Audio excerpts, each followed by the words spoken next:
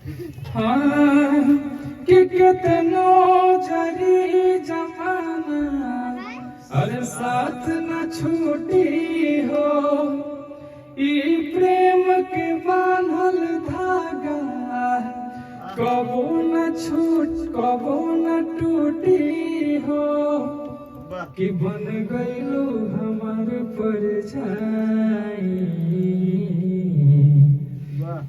ई दिल इसका नाम आपका है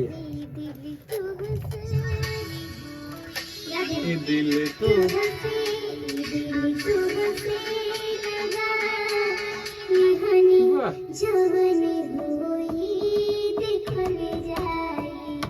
अपन तो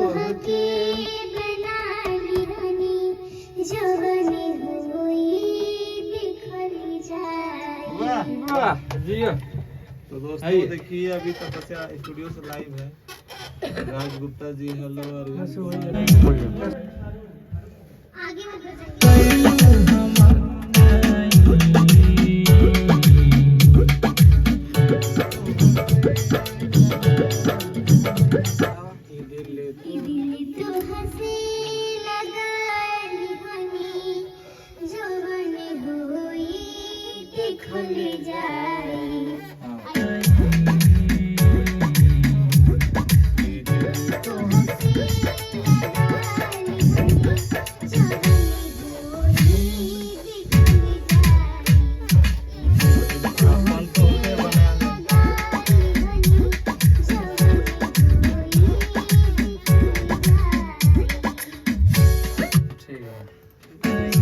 अपन तो होके बना ले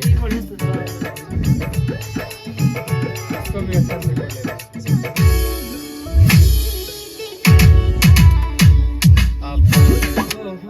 अपन तो होके बना ले अपन तो होके